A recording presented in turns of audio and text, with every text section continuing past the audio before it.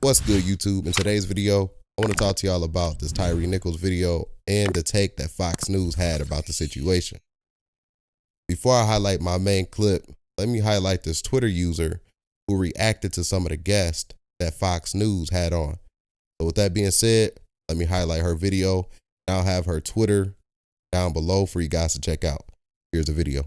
We need to talk about the guests that Fox News brought on to discuss the killing of Tyre Nichols. You probably don't know a lot about these guests. In fact, that's one of the things they have in common. One, you don't know much about them unless you watch a lot of Fox News. And two, they have a history of horribly racist commentary. Almost immediately after the footage was released, Jesse Watters had on frequent Fox guest Heather McDonald, who blamed Tyre Nichols' death on diversity training. They're being given implicit bias training, diversity training, complete waste of money. Here's the thing though, she is one of the most racist Fox News guests. She said before that cops are forced to arrest black men at higher rates by the facts of crime, that good law-abiding blacks don't call for the abolishment of the police, and that ghetto and hip-hop culture are stopping black Americans from striving for success. And this was one of the first guests Fox News booked last night. Frequent Fox guest Victor Davis Hanson went on Laura Ingram's show and said that Tyre Nichols' death had no racial factor and that it's hard for the police to address brutality. The 99% of the people who would never dream of that, who are professionals in law enforcement,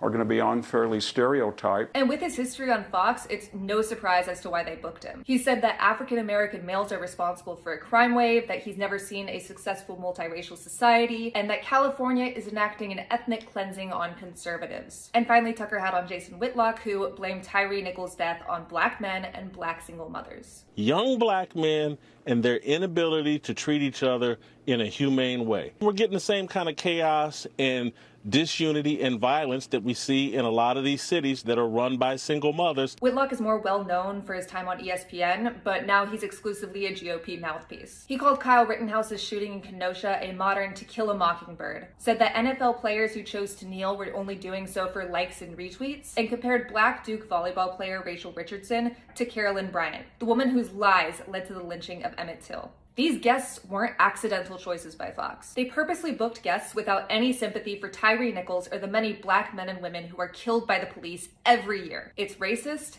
it's vile, and it's cowardly. I will be posting this TikTok on Twitter with a thread of all of the full clips for anyone who would like to see them in a larger context. I can promise you the context doesn't make it better.